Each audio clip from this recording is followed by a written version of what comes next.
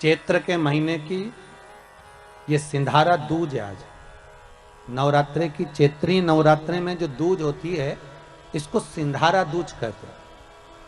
कौन सी दूज कहते हैं? जम के बोलिए। सिंधारा दूज। सिंधारा दूज का मतलब ये होता है कि कल है तीज, जिसको हमारे यहां गणगौर तीज कहते हैं। शंकर और पार्वती 16 दिन तक तैयार हुए थे और तैयार होने के बाद शिव और पार्वती शिव महापुराण के यजमान बनकर जा रहे थे। तो कल का दिन है वो। कौन सा दिन है कल का? गणगौर तीज का दिन, कल का दिन।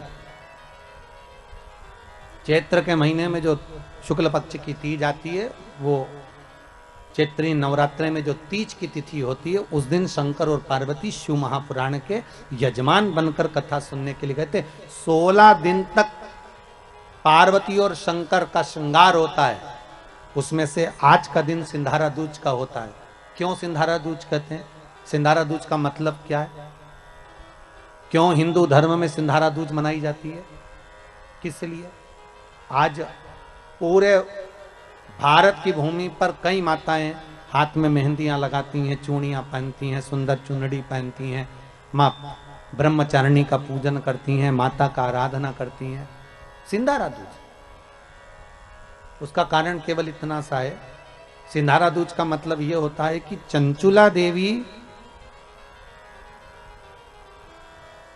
जब 14 दिन तक शंकर और पार्वती अपने गुफा में से बाहर नहीं निकले शिव महापुराण के यजमान बनने के लिए, तब माता चंचुला देवी ने हाथ जोड़कर मां जगतजननी जगदम्बा को सुंदर वस्त्र, सुंदर चूड़ियां, सुंदर आभूषण माता के चरणों में ले जाकर समर्पित करे थे और कहा, मां इन चूड़ियों को जो मैं दे रही हूं, ये लाल चूड़ी, ये लाल श्रृंगार, ये लाल वस्त्र, जो लाल चूनर जो मैं प्रदान कर रही हूं, मां बस ऐसी कृपा कर दे कि तू इन चूनर को धारण करे और मेरा भी सौभाग्य, मेरा भी सुहाग अमर कर दे। बस इतनी कृपा मेरे ऊपर कर दे। वो सिंधारा दूज का महत्व है। वो सिंधारा दूज का महत्व।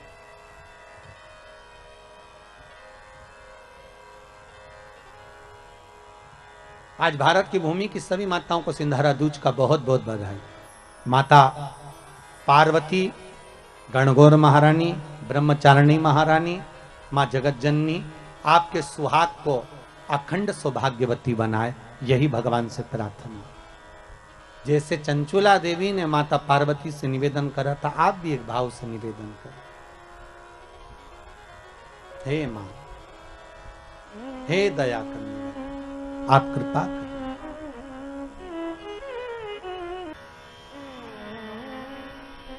मां जगत जननी की आराधना करें। भगवान राम ने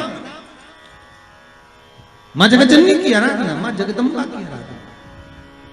और कहते हैं मेरे राम ने प्रतिदिन मां आद्यशक्ति को निमंत्रण दिया और मां जगत जननी से विनती निवेदन कर कर कहा कि आपको प्रतिदिन आना पड़ेगा। इसलिए देवी भागवत में लिखा है कि नवरात्रे में एक दिन, जैसे प्रतिपदा है, पहला दिन है तो एक कन्या का पूजन करो, द्वितीया है तो 2 कन्या का पूजन करो, तृतीया है तो 3 कन्या का पूजन करो, चतुर्थी है तो 4 कन्या का पूजन करो, पंचमी है 5 कन्या का पूजन करो, छठ है 6 कन्या का पूजन करो, सप्तमी है 7 कन्या का पूजन करो, अष्टमी है 8 कन्या का पूजन करो, नवमी है, जम के बोलो, 9 कन्याओं का पूजन करो।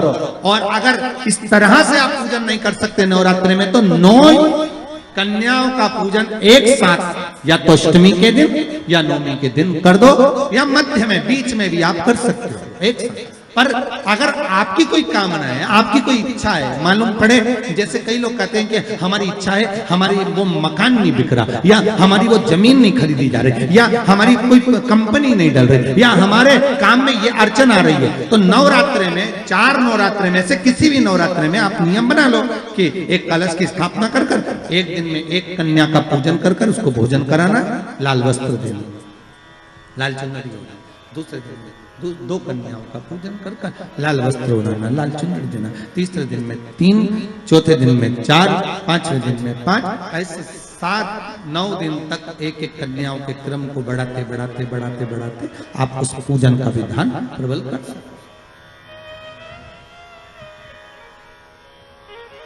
आज किसी का फोन था सुबह, तो कोई कह रहे थे कि हमें गुरुजी से बात कराओ, तो समीर जी ने बताया कि फोन आया था और वो बोल रहे थे कि हमें नवरात्रि में अगर मान लो कोई साधना करना हो तो कौन सी साधना करना चाहिए, हम किसकी आराधना करें, हम 9 दिन तक किसकी साधना करें।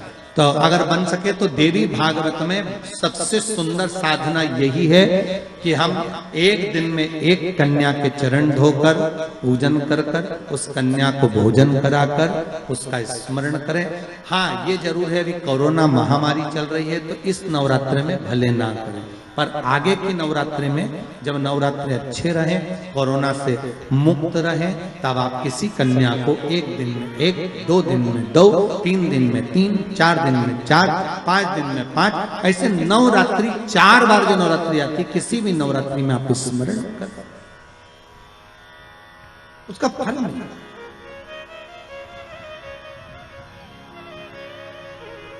उसका फल होगा।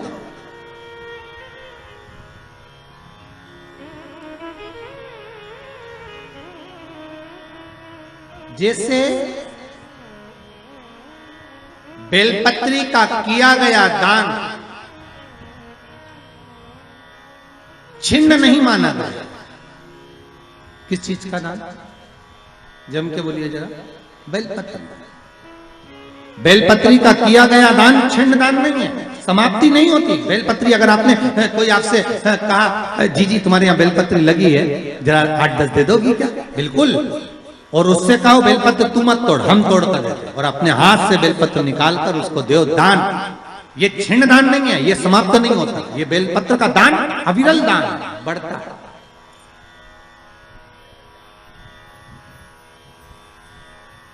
सुख का भान करता, ये छिन्न होने वाला नहीं अभी।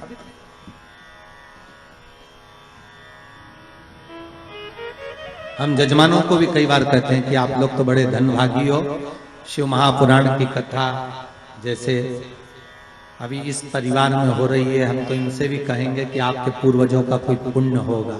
साफ सारी पुराणे, सारे शास्त्र 7 पीढ़ी को तार देते हैं। शिव महापुराण के लिए स्कंद पुराण में कहा ये 71 पीढ़ी को तार देती है। 71 पीढ़ी तर जाती है मात्र एक बार शिव शंकर की कथा का स्मरण करने पर, शिव महापुराण को श्रवण करने पर 71 पीढ़ी।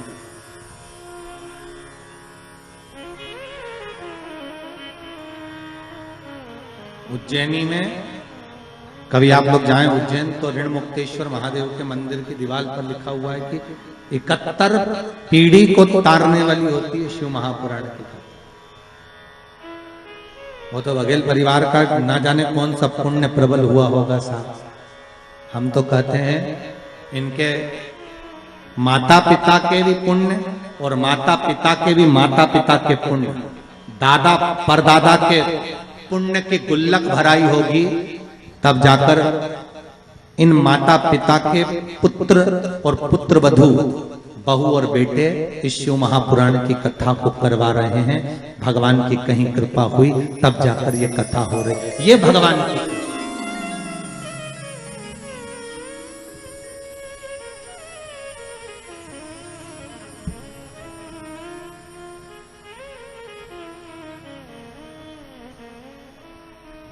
प्रभु की कृपा बिना नहीं हो सकती।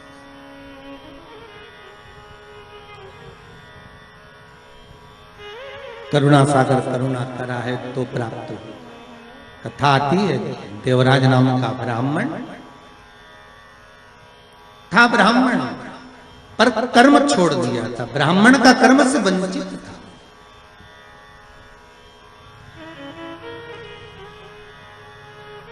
चोरी का धन लेकर आता, शरीर में ताप पड़ गया, शिव मंदिर के अंदर प्रवेश कर दिया। बहुत ठंड सी लगी, मंदिर में दुबक कर बैठ गए। अब मंदिर में जाकर बैठे तो थोड़ी थोड़ी देर में एक शिव महापुराण का वाचन एक पंडित जी कर रहे थे, थोड़ी थोड़ी देर में चिल्लाकर बोलते थे हर हर महादेव। अब जैसे पंडित जी चिल्लाते हर हर महादेव, ये कानों को बंद कर लेता, भगवान कहां फंस गया।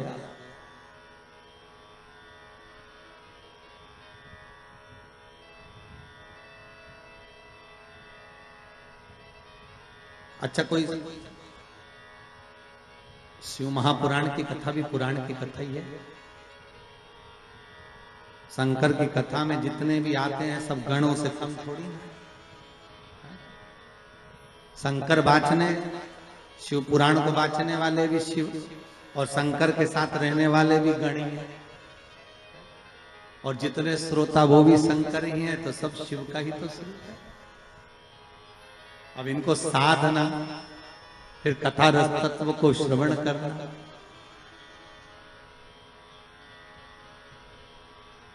अच्छा एक तो महाराज कहीं शहर में कथा हो ना उसमें अंतर होता है, गांव में कथा हो उसमें अंतर होता है। और गांव में भी कथा हो तो गांव के अंदर भी गांव, और गांव के अंदर फिर गांव,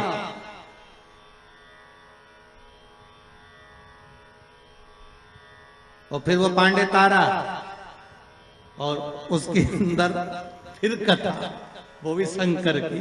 अच्छा जितने लोग आ रहे होंगे ना तुम लोग बाहर से गाड़ियां ले लेके तुम सोच तो रहे होगे कहाँ कथा। अच्छा पहले रानीगंज पहुंचो, रानीगंज से फिर पांडे तारा पहुंचो, फिर पांडे तारा पहुंच के कथा ढूंढो, हो कहाँ तुम किसी को मत ढूंढो, तुम तो बघेल को पकड़ कथा हो ढूंढो। शिव की कृपा है, शंकर की। अब देवराज धन लेकर बैठा तो था पर कथा में मन नहीं लग रहा था उसको। तो महाराज जैसे ही बोले ना हर हर महादेव, तो इसको आए गुस्सा। अच्छा कोई पुण्य भागी होता है ना, जिसके मन में भगवान की भक्ति का प्रतिबिंब होता है ना, उसको कथा में बड़ी रुचि आती है, उसका मन कथा में लग जाता है। और जिसके भीतर पाप भरा होता है ना, बस उसको तो अगर भजन भी कहा है, कोई कथा भी सुनाए तो भी मन नहीं लगे। बताओ नींद आ रही है तो। अच्छा तुम भी कम थोड़ी ना कथा में आए होगे, उससे पहले चाय डकार के आए होगे, चाय माय पी के तैयार मैयार होके सौंफ सुपारी सब खा के फिर अलमस्त होके फिर कथा में बैठे। कोई तुम साधारण, तुम भी चतुर। और तो और जेब में लेके भी बैठे, कहीं का महाराज होगा, अगर नींद भी आएगी तो थोड़े एक आध कट खाता। तुम बहुत चतुर हो। अब देवराज तो कथा सुनने के लिए बैठा, उसकी चित्तवृत्ति में। अब वो तो कथा सुनना नहीं था, केवल चोरी का सामान लेकर जा रहा था, चुप कर बैठा हुआ था। जो महाराज चिल्ला, इसको तो भागा यहाँ से, भागा आगे जाकर शरीर में काटता, गिर गया, चक्कर खाकर मर गया, प्राण छूट गए।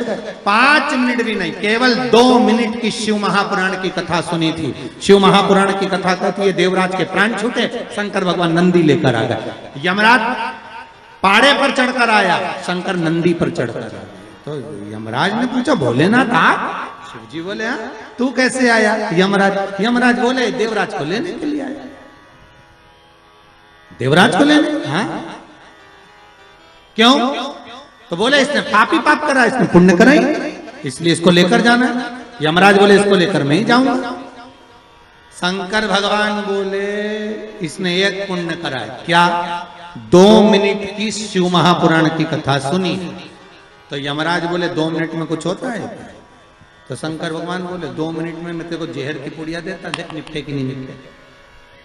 जब 2 मिनट में जहर खा के व्यक्ति मर सकता है तो 2 मिनट में शिव महापुराण सुनकर तर नहीं सकता। 2 मिनट में जहर खाया और मर गया तो 2 मिनट की शिव महापुराण। तो प्रभु 2 मिनट में क्या? शंकर भगवान बोले तो लिखा अभी देखे नी मरे तो ठीक। यमराज बोले कि तुम हमें निपटाने में तुले, तुम ये सोच रहे हो कि हम मर जाए।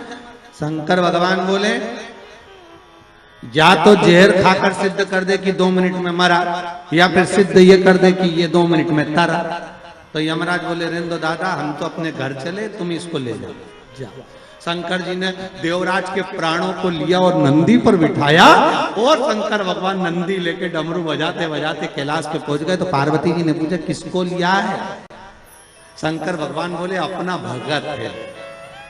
पार्वती जी बोली इतने कम है पांडे तारा, ये ढेर। ये इतने कम थे और पकड़ के लिया। शंकर भगवान बोले ये तो मेरे भगत है। जो शंकर की कथा को श्रवण करता है, शिव महापुराण को दिल से सुन लेता है, शंकर कहते हैं वो बैकुंठ नहीं, शंकर कहते हैं मेरे कैलाश पर हमेशा रहता है, मेरे साथ में रहता है। वो सहज कहां हो सकता, ये मेरे अपने।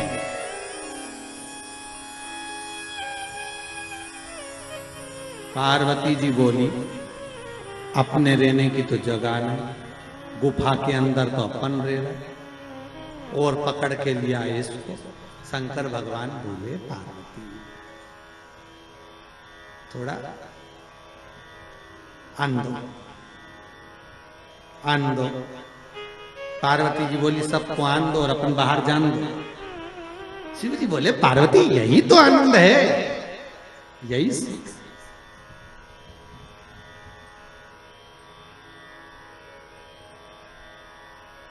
पहले ऐसा होता था। आप लोगों को तो मालूम है कि नहीं मालूम, पर गांव में तो पहले ऐसा था, हमारे शहरों में भी था कि मेहमान आते थे वो अंदर सोते थे और घर के लोग बाहर। पहले से नहीं, चलो बाहर खटिया डालो सो।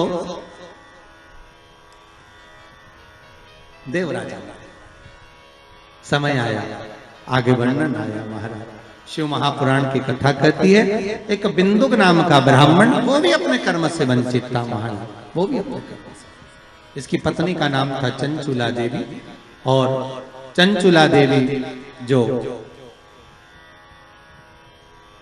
पति के प्राण पानी में डूबने से चले गए, बिंदु चंचुला शंकर की कथा सुनकर उसने भी अपने प्राणों को त्याग दिया। शिव जी के पार्वती की दासी बनकर रह रही थी, मन में शंकर की रुचि भाव। पार्वती ने पूछ लिया तुम मौन क्यों? मुझे कथा पति का मुक्ति हो जाए, पति का मोक्ष हो जाए, प्रेत योनि से छूट जाए, उसके लिए क्या करा जाए? पार्वती जी ने कहा शिव महापुराण की कथा करवाओ। तुम रुका जी को जाकर निवेदन करा। तुम रुका जी ने शिव महापुराण की कथा का रसास्वादन कराया। आपको फिर निवेदन करूंगा, ये तुमरुक का नाम कोई साधारण नहीं। फिर कहूंगा जिस नारी का गर्भ ना ठेरता हो, सफेद आंकड़े की जड़ लाकर शंकर भगवान पर से 21 बार घुमाकर रजस्वला धर्म के 7वें दिन उस जड़ को शिव मंदिर में लाल धागे में बांध लो कमर में, और महाराज बाबा भोलेनाथ जी से विनय करो, बाबा चाहेगा तो 3-4 महीने में गर्भ ठेर ही जाएगा शिव की कृपा से। तुम रुका जी का नाम लेकर सफेद आंकड़े की जड़ को जो बांध लेता है उसका गर्भ ठेर भगवान शिव। तुमरुका नाम कोई साधारण नहीं है, कई कई रोगों को मिटाने वाला नाम है तुमरुका जी का। कल की कथा में सुनेंगे कि नवरात्रि के तृतीय दिन तुमरुका जी के नाम से चावल कहाँ छोड़ना चाहिए और उसका क्या फल है, कल कथा में स्मरण करेंगे। तुमरुका शंकर और पार्वती स्वतः बने हैं, ईश्वर जी और गोरा जी, और कथा सुनने के लिए गणगौर बनकर भगवान जा रहे हैं भाव भक्ति से। स्वयं तुमरुका जी ने जब कहा कि कथा का रसास्वादन, कथा का रस कौन श्रवण कराए, तुमरुका जी ने कहा कथा तो मैं सुना दूंगा, पर कोई जोड़ा चाहिए शिव महापुराण की पूजन के लिए। तो शिव पार्वती स्वयं जोड़े बनकर सामने आए हैं, ईश्वर जी गोरा जी बनकर। यही ईश्वर जी गोरा जी का स्मरण रहा। शंकर और पार्वती स्वयं शिव पार्वती महाराज शिव महापुराण की कथा कर रही है। अभी जो ये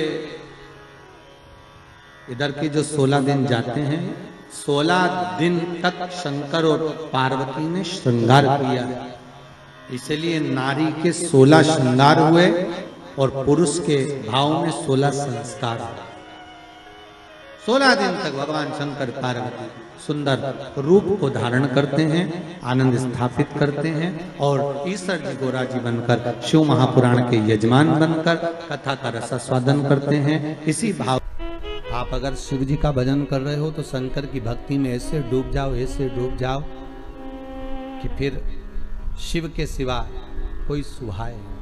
शंकर की भक्ति में ऐसे डूब जाओ हर एक में शंकर दिखे। कृष्ण की भक्ति में ऐसे डूब जाओ कि हर एक में कृष्ण नजर आए। राम की भक्ति में ऐसे डूब जाओ कि सब जगह राम नजर आए। पर जितना एक जगह पर आप जाते रहोगे वहां से आपको जो प्राप्त होगा वो सुख का आनंद ही कर देगा। सुख आनंद। जिनके यहाँ पितृदोष होता है, काल सर्प दोष होता है, वास्तु दोष होता है, उनको ज्यादा कुछ नहीं करना होना। महाराज एक बेल का फल लीजिए। क्या लेना है? बेल का फल, बेलपत्री का जो फल होता है उसको ले लो। उसके अंदर का जो गुर्दा होता है, अंदर का जो भाग होता है, उसको निकाल लीजिए और उस बेल के फल में आटा सेक कर उसमें शक्कर मिलाकर उसको उसके अंदर भर लीजिए। अमावस्या के दिन सुबह 10 बजे से पहले उस बेल फल में जिसमें तुमने पंजेरी भरी है, आटा सेक कर भरा है शक्कर के साथ में, उसको अपने घर में घुमाने के बाद में जिसको काल सर्प दोष बताया है, पितृदोष बताया है या वास्तु दोष का स्मरण बताया है, घर में सब दूर घुमाकर अपने परिवार का हाथ का स्पर्श कराकर पीपल के पेड़ के नीचे खड्डा खोदकर उस बेलपत्र के उस फल को दाब दीजिए। उस फल को उसमें दबा दीजिए। महाराज केवल एक अमावस्या करना रहता है, पितरों के दोष से मुक्ति मिलती है और हमारे घर के कार्य सफल होना प्रारंभ हो जाते हैं। कार्य की सफलता होती है, कार्य में सफलता प्राप्त होने लगती है। हम तो कई बार कहते हैं महाराज जी, अगर ऐसा लगे किसी औषधि को आप ले रहे हैं, मालूम पड़े कि औषधि आपको लग नहीं रही है, शिव महापुराण की कथा कर रही है, मान लो औषधि आपको नहीं लग रही, आपने औषधि बहुत दिनों से ले रहे हो, कोई दवाई, मान लो आप किसी भी दवाई को ग्रहण कर रहे हैं और वो औषधि लगी नहीं रही है, वो शरीर को लगी नहीं पा रही और आप ठीक ही नहीं हो पा रहे। 15 दिन हो गए, 8 दिन हो गए, बताओ, उतना की उतना ही कैटरीना है, उतना ही उतना अपना भरा हुआ, वही की वही लीवर, वही की वही किडनी, वही की वही स्मरण, सभी कुछ वही वही है, उतने की उतना ही।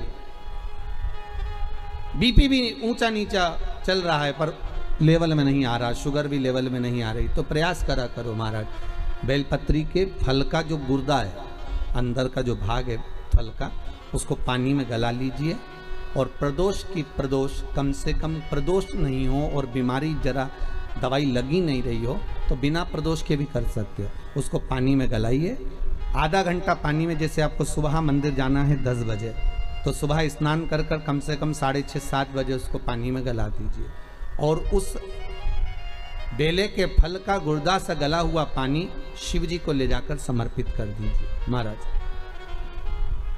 उस पानी में से थोड़ा सा 1 चम्मच पानी शिव जी पे चढ़ा हुआ लेकर आ जाइए। उस पानी को जो बीमार व्यक्ति है उसको औषधि देने से पहले मात्र आधी चम्मच से भी आधा चम्मच उसको दे दीजिए। भगवान शंकर का श्री शिवाय नमस्तुभ्यम का जाप कर कर उस पानी को देने के बाद अगर आप औषधि देंगे तो ये पक्का है कि औषधि अपना कार्य करना प्रारंभ कर देगी और वो स्वस्थ होना प्रारंभ हो जाएगा। वो स्वस्थ होना औषधि के लिए। शंकर पर चढ़ी हुई भस्म, शंकर पर चढ़ा हुआ बेलपत्र, शंकर पर चढ़ा हुआ एक पुष्प भी औषधि का कार्य करता है। शिव महामृत्युंजय। अरे मार्कंडू जी के पुत्र मार्कंडे जो शंकर की आराधना में डूबे हुए थे, जिनकी उम्र कम थी, जिनकी आयु मात्र 12 वर्ष की थी और प्राण छूटना थे, और वो मार्कंडू जी के पुत्र मार्कंडे जी भगवत स्मरण में ऐसे डूब गए कि उनके मुख से महामृत्युंजय मंत्र का उद्घोष हो गया।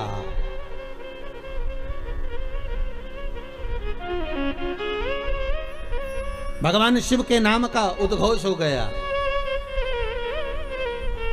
जैसे नंदी महाराज, शिलाद नाम का ब्राह्मण जिनको ऋषि भी कहा गया, जिनका नाम था शिलाद। क्या नाम है उनका? जम के बोलिए। शिलाद ब्राह्मण है, ऋषिवर है। और शिलाद ब्राह्मण है, ऋषि हैं, बड़े शिव के भगत है, शंकर का बहुत अनुमोदन करते हैं, शिव का स्मरण में वो हमेशा डूबे रहते हैं। और उनका एक नाम स्मरण केवल ओमकार का ध्वनि करना और ओम नाम में डूबे रहना। ओम नमः शिवाय, ओम नमः शिवाय, ओम नमः शिवाय। भगवान शिव की भक्ति में डूबे रहते। अब उनकी धर्मपत्नी से संतान नहीं है, औलाद नहीं है, बड़े दुखी है, बड़े दुखी। अच्छा, संतान नहीं हो, किसी नारी की गोद अगर, स्त्री की गोद अगर खाली रह जाए तो भी दुख होता है उसको कि मेरे घर में औलाद नहीं, संतान नहीं। हम कई बार कहे, आज फिर कहते हैं, ये टेस्ट भी बाद में कराना, सारी जांचें बाद में कराना। एक बार शंकर का भजन कर कर देख लो। पिछले वर्ष कथा में तुमरुका जी की जो कथा कही थी, यूट्यूब पर डली हुई, अगर आप लोगों ने नहीं सुनी हो तो उसको निकालना यूट्यूब पर। श्री तुमरुका शिव महापुराण की कथा हमने कही थी, तुमरुका जी का व्याख्यान, उसमें वर्णन किया था। सब जगह से अगर हार जाओ और सारे रिपोर्ट आपकी आपने सब दूर दिखा ली, तो एक बार शंकर पर भरोसा कर कर तुमरुका जी का नाम लेकर सफेद आंकड़े की जड़ को शिवजी पे से रजस्वला धर्म के 7वें दिन 21 बार घुमा लो, नाम गोत्र बोलकर कमर में लाल धागे में बांध लो, पीपल के पत्ते शिवजी को चढ़ाओ, उठाकर लाओ, उस एक पत्ते को रात्रि को गाय के दूध में उकालो और उस दूध को दोनों पति पत्नी पियो, साथ रहिए। समय आएगा, बाबा चाहेगा तो 3 या 4 महीने में गर्भ ठहर ही जाएगा। सारे डॉक्टर को दिखा लिया अपनी जगह, टेस्ट भी करवा लिया अपनी जगह, पर एक बार प्रयोग, और वो विश्वास रखकर करना पड़ेगा। शंकर पर जो भी कार्य कर रहे हो आप, जो उपाय कर रहे हो आप, शिव का स्मरण कर, भगवान पर अगर विश्वास रखोगे, भरोसो दृढ़ इन चरणन कहो, श्री वल्लभ नख चंद्र छटा बिन सब जगह माही अंधेरो। अगर भरोसा है तो शंकर है, और भरोसा नहीं तो शिव कहां से। विश्वास लेकर अगर आए हो तो काम तो होगा। ये लोग काशी से आए हुए हैं, विश्वास लेकर ही तो आए होंगे कि हम जाएंगे शंकर की कथा में तो बाबा कृपा जरूर करेगा। कई लोग यहाँ पर बैठे हुए हैं जो विश्वास लेकर आए हुए हैं, दूर दूर से आए हुए हैं, केवल विश्वास लेकर कि भगवान कृपा करेगा किसी ना किसी रूप में, मुझे विश्वास है कि बाबा मेरी सुनेगा।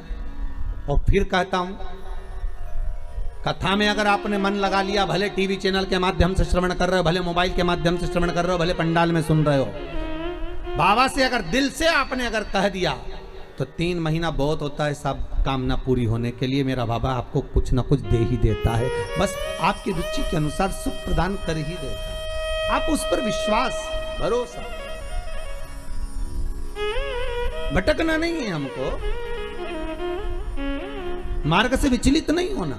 कई लोगों की आदत रहती है, पहले राम जी के पास चले जाएंगे, राम जी से काम नहीं होगा तो कृष्ण के पास चले जाएंगे, कन्हैया जी से काम नहीं होगा तो हनुमान जी के पास चले जाएंगे, हनुमान जी से नहीं होगा तो शंकर जी के पास चले जाएंगे। पर शिव महापुराण की कथा कहती है, गुरु जी के 2 चेले, गुरु जी ने दोनों चेलों से कहा, जाओ जमीन खोदो, 50 फीट पे पानी निकलेगा और मेरे लिए लोटा भर के पानी लेकर आओ। चेलों ने मन में कहा, विचार करा, बताओ पानी इतना सारा पड़ा, वो पी लो, मैं 50 फीट खोदें फिर पानी ला। जाओ दोनों, 50 फीट खोदना, पानी निकलेगा और लेकर आना, मेरे को पानी पीना है, जाओ जरा। दोनों चेले चले गए। एक गया तो खोदता गया, दूसरा गया तो उसने यहाँ खोद लिया, फिर वहाँ खोद लिया, फिर वहाँ खोद लिया, पानी नहीं निकला। 50 फीट तक एक चेला था तो वो खोदता गया और पानी निकल गया, लोटा भर के लेकर आया। गुरुजी ने पूछा, पानी निकल गया? आओ। दूसरे से पूछा, तुझे नहीं निकला? नहीं। गुरुजी ने पूछा, तूने खोदा था? बिल्कुल, चलकर देख लो। गुरुजी गए देखने के लिए, तो गुरुजी ने देखा तो उसने क्या करा, थोड़ा यहाँ खोद लिया, थोड़ा वहाँ खोद लिया, थोड़ा वहाँ खोद लिया, थोड़ा वहाँ खोद लिया, पानी नहीं निकला। और एक चेले से पूछा, तूने कैसे निकाला? तो कहते, एक ही खड्डे को मैं खोदता गया तो पानी निकल गया। यहाँ शास्त्र वही कह रहा है, एक पकड़ो और एक जगह ही खोदते रहो, शंकर जी का भजन करते रहो। तारेगा तो ये, मारेगा तो ये, कहेगा तो ये, जो कुछ करेगा खोदते जाओ, पानी जरूर निकलेगा। पर 10 जगह खोदोगे, कभी इधर खोद लिया, कभी उधर खोद लिया, कभी उधर खोद लिया, तो पानी नहीं निकलना है, कोई काम तुम्हारा बनना नहीं है, कुछ भी नहीं होना है। एक ही जगह खोदो, खोदे पानी निकलेगा। करो भजन एक का, पर आदत बुरी है ना तुम्हारी। फिर कोई घूम रहा था उसके पास, फिर किसी के पास। भगवान को भी मालूम है ये एक जगह नहीं टिकेगी रे, आज तुम्हारे पास आ गई, कल दूसरी जगह चले जाएगी, परसों चौथी जगह जाएगी, काम नहीं होगा तो भटकती फिरेगी, पर विश्वास नहीं रखेगी। जिस दिन ये विश्वास पक्का कर लेगी कि शंकर ही मुझे बचा सकते हैं, शंकर ही मुझे जिला सकते हैं, शंकर ही मेरा पेट भर सकते हैं, शंकर ही मेरा अनुमोदन कर सकते हैं, शंकर ही मुझे धन देंगे, दौलत देंगे, संपदा देंगे, शंकर के सिवा कोई नहीं देगा, तब शिव भी सोचता है अब नहीं डिगेगी, और नहीं डिगेगी तो परीक्षा लेंगे शंकर। पहले आपका काम हो सकता है नहीं भी करें शंकर, क्योंकि वो देखना चाहते हैं कि पहले जैसी थी वैसी की वैसी है, खड्डा अलग अलग खोद रही है क्या, पहले देखेंगे, पहले इधर से उधर से 10 जगह खड्डे तो नहीं खोद रही, फिर उसको लगेगा नहीं ये पूरा विश्वास रहकर टिक गई तेरे चरणारविंद में, तो वो महामृत्युंजय महादेव फिर प्रकट होकर कुछ दे ही देगा, ये उसकी कृपा फिर होगी। वो जब तक नहीं देता, जब तक परीक्षा नहीं लेता। सास बहू को चाबी जब तक नहीं देती, जब तक सास बहू की परीक्षा नहीं ले लेती। सास को भी लगता है कि बहू को चाबी दूंगी और मालूम पड़े होता है। एक ससुर जी मर गए, बहुएं रोने लगी, खूब चिल्ला चिल्ला के, खूब धाड़ धाड़ के रोई। अपने अपने पतियों को फोन लगा दिया, पतियों भी आ गए, 4 पति थे, सब 4 बहुओं के आ गए। क्यों रो रही हो? बहुएं बोली तुम्हारा बाप मर गया, पिता तुम्हारा। तो पतियों बोले तुम्हारा भी तो ससुर था, तुम्हें दुख नहीं हो रहा, रो काय को रही हो? तुमने तो कभी ससुर को 1 गिलास पानी नहीं दिया, कभी पिता को 1 गिलास चाय बनाकर नहीं दी, कभी गरम रोटी नहीं खिलाई। जब बहुएं मिलती थी तब ताने देती थी, आड़ा टेढ़ा बोलती थी, गालियां देती थी, और आज पिता मर गया तो रो रही हो। किस लिए रो रही हो तुम? तुम्हें रोने का कोई हक नहीं है। इतने में 4 बहुएं बोली अपने पतियों से तुम्हारे बाप मर गए उसके लिए थोड़ी ना रो रहे हैं, तुम्हारा पिताजी मर गया उसके लिए थोड़ी ना रो रहे हैं। तो बहुओं से पतियों ने पूछा फिर काय को रो रही हो? तिजोरी की चाबी ना जाने का धर गए इसलिए रो रही है। पतियों ने भी माथा ठोका, काय की जगदम्बा हो नहीं रहा। अब पत्नियां बोली सुनो तुम्हारे पिताजी को जगाओ और चाबी पूछो कहाँ रखी तिजोरी की। पतियों बोले इनको मरा आधा घंटा हो गया और तुमके चाबी पूछो, सीधी तरीके से जवा लो नहीं तो तुमको भी वहीं सुला दे। बेचारा पतियों को भय लगा कि इनका क्या, ये तो लोभ लालची व्यक्ति तो कुछ भी कर सकता, इनके मन में दुख हुआ। इन्होंने कहा ऐसा कोई होता है कि मरा हुआ व्यक्ति जाग जाए? हम नहीं जानते, हमें चाबी चाहिए तो चाबी चाहिए, आप पूछो कहाँ रखी है। डॉक्टर साहब को बुलाया, डॉक्टर साहब बताओ हमारे पिताजी को थोड़ी सी देर के लिए जगा दो, बस जग जाएं और उसके बाद में चाबी बता के भले मर जाएं, ऐसी कुछ कृपा कर दो। डॉक्टर साहब बोले 80,000 का एक इंजेक्शन लगेगा, हम लगाएंगे, पिताजी जाग के बैठेंगे, उतनी देर में पूछ लेना चाबी कहाँ रखी है, बताएंगे, फिर वो मर जाएंगे, ठीक है? पर जल्दी पूछना, इतना टाइम तक जिंदा नहीं देंगे हो। लगाओ 80,000 लाओ। अब बउओं ने सोचा चाबी तो निकालना है, तो बउओं ने करीब अपनी अपनी रकम बेची है। बताओ बुढ़ा बीमार था तो 1 रुपए की नहीं बेची, और चाबी के चक्कर में सब 20-20 हज़ार में रकम बेची है। 20-20 हज़ार में रकम बेच गई, 80,000 रुपये लेकर डॉक्टर के सामने दिया। डॉक्टर सामने का सामने खड़ी हो जाओ, और सामने खड़ी होकर जैसे ही जागे पूछ लेना चाबी कहाँ रखी है। और जैसे ही डॉक्टर सामने इंजेक्शन लगाया, ने बुढ़ा उठ के बैठा, ने डोकरा जैसे उठ के बैठा, इतने में बउवन बोलती उससे पहले बुढ़ा बोल दिया क्यों रे, या पाड़ा के पानी पिलाया कि नहीं पिलाया, और मर गया।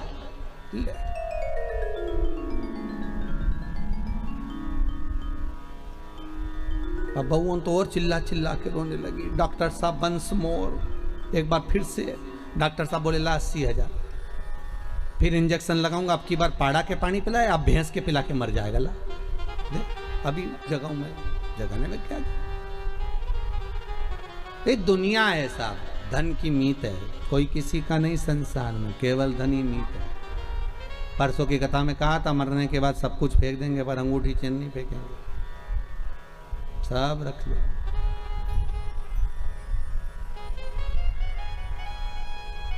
फोन पे करा।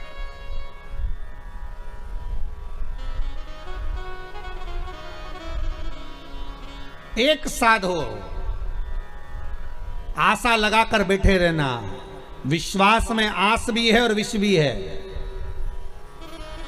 विश्वास में दोनों चीजें, विष भी है और आस भी है। आप विश्वास लगाकर अगर बैठे हुए हो तो आस अगर लगाए हुए हो तो यह पक्का है कि शिव मिलेगा जरूर, शंकर प्राप्त जरूर होगा। अगर आस लगाई है तो मिलेगा जरूर, वो मिलेगा।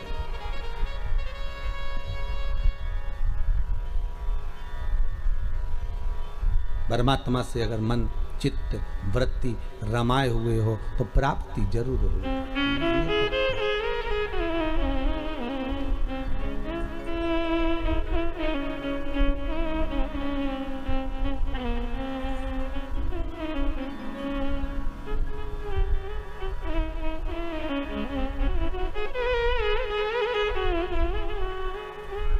वो मिलेगा। और शिव महापुराण की कथा कहती है महाराज, उम्र भले कम हो पर भक्ति प्रबल हो। शिलाद की धर्म पत्नी से संतान नहीं थी, पर शिलाद के मन को खलता नहीं था, पर परिवार के लोग कहते थे कि कोई तो एक पुत्र हो जाए जो तार दे। तब भगवान शिव ने आकर एक वर दिया, चिंता मत करो, एक दिन जब तुम भजन करने के लिए कहीं जा रहे होगे, पृथ्वी को खोदोगे, उसमें से एक बालक निकलेगा, वही बालक तुम्हारा पुत्र कहलाएगा। निकला बालक, उसका नाम नंदीश्वर रखा। क्या नाम रखा है? नंदी। वो नंदीश्वर। पर पिता इतने विचित्र थे। अरे दुनिया के लोग कहते हैं शंकर जी के मंदिर में नंदी क्यों होना चाहिए। दुनिया के लोग कहते हैं आखिर नंदी ने ऐसा कौन सा पुण्य करा कि भगवान शंकर के दरवाजे पर नंदी सदा के लिए विराजमान हो गया। कहते हैं शंकर से ज्यादा आराधना नंदी की भी करेंगे तो उसकी भक्ति प्राप्त होगी। तो नंदीश्वर में ऐसा क्या सुख है? नंदीश्वर क्यों शंकर के मंदिर में इतने सारे गणों में केवल एक नंदी ही क्यों बैठ गया? क्यों नंदी का होना क्यों जरूरी है शंकर मंदिर में? बिना नंदी के शिव पूजा क्यों नहीं जाते?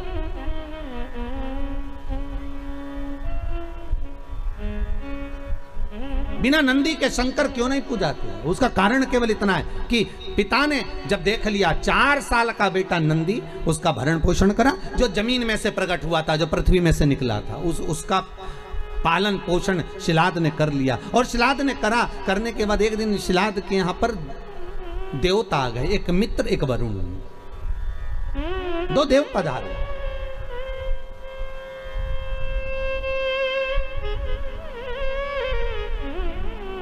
दो देव, मित्र और वरुण दोनों पधारे। और जब दोनों देव जब आए दोनों की सेवा में, आज शिलाद ने एक काम करा, अपने छोटे से पुत्र को लगा दिया कि इनकी सेवा करना। जाओ, मेरा आपसे भी निवेदन है, बहुत भाव से कहूंगा, आपके घर में कभी साधु आए, सन्यासी आए, तपस्वी आए, संत आए, साधक आए, उपासक आए, तो मेरा निवेदन रहेगा कि आपके घर के पुत्रों को, किसको? आपके घर के पुत्रों को, आपके घर के पोतों को, आपके घर के बच्चों को सबसे पहले सेवा में लगाइए और कहिए कि जाओ जरा सेवा करिए।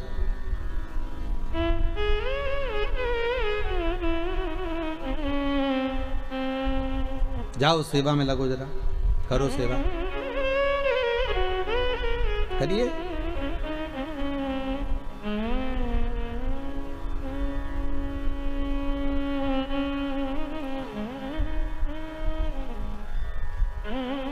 आज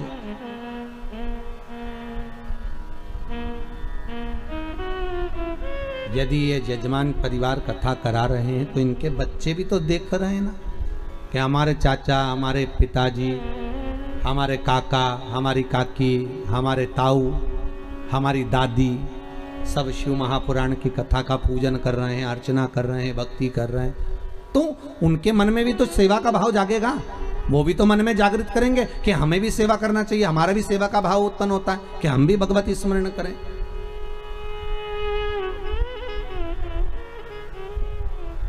जाओ करो, जरा नमन करो, प्रणाम करो, दंडवत करो, साष्टांग करो। सेवा का भाव जुड़े। और शिलाद ने भेज दिया नंदी को, नंदी जाओ। नंदी कहते पिताजी मेरी उम्र 4 साल की है। पिताजी कहते कोई उम्र नहीं होती सेवा की, जाइए सेवा करो। और सेवा करी मित्र और वरुण की। जब सेवा करी, सेवा करने के बाद इतने खुश हो गए मित्र और वरुण, वापिस देवलोक को जाने लगे। देवलोक को जाते जाते उन्होंने शिलाद को बुलाया, ए शिलाद, हम तुम्हें वर प्रदान करते हैं कि तुम्हारा भगवान की भक्ति तुम्हारे हृदय में सदा विराजमान हो, तुम भगवान की भक्ति में सदा रमे रहो, तुम भगवान का उपास व्रत साधना नियम धारण करते रहो। जाओ, हम तुम्हें आशीर्वाद देते हैं कि तुम्हारी आयु की वृद्धि भी हो। शिलाद की आंखों में आंसू भर गए। सेवा किसने करी? जम के बोलिए, नंदी ने। पानी भरकर कौन लाया? नंदी। पोछा किसने लगाया? नंदी ने।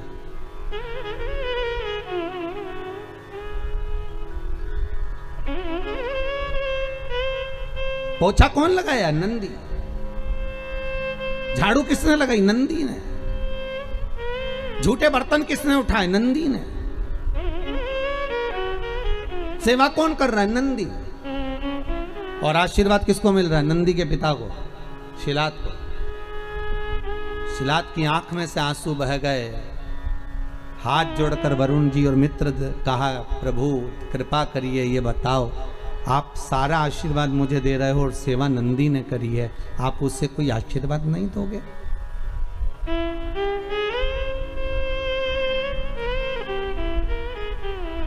आप हमें कोई आशीर्वाद नहीं दोगे? हमारे ये विजय राज जी आज पूजन में बैठे हुए हैं, नाम तो हम ज़्यादा जजमानों के जानते नहीं। अभय राज जी हैं, रामराज जी हैं, सभी भाई लोग। इनकी आदत ऐसी है नेताजी की कि ये हम छत पे भी हैं तो ढूंढ ढूंढा के पाँव पड़ने पहुँच ही जाते हैं। ये भी कम नहीं पड़ते, अभय राज जी भी हो। तो ये सब लोग, और एक वो हमारे हम कहेंगे सारथी जी हमारे हो, उनका नाम भी हम नहीं जानते, बंधु लाना ले जाना करते रहते। तो ये लोग बड़े विचित्र हैं।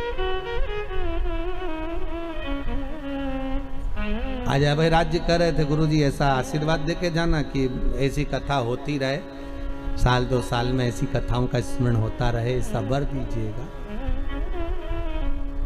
हम मन में सोच रहे थे कि इतनी सेवा कर रहे हो, आगे बढ़ बढ़ कर कहीं सफाई करना, कहीं झूठे बर्तन उठाना, कहीं कुछ करना।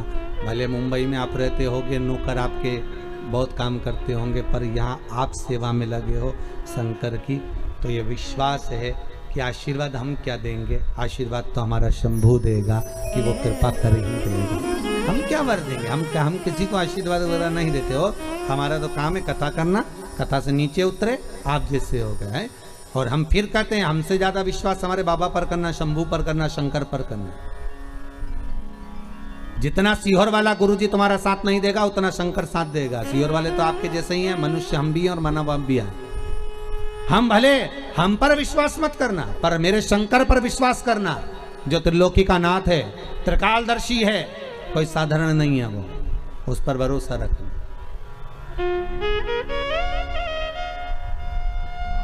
हम क्या दे?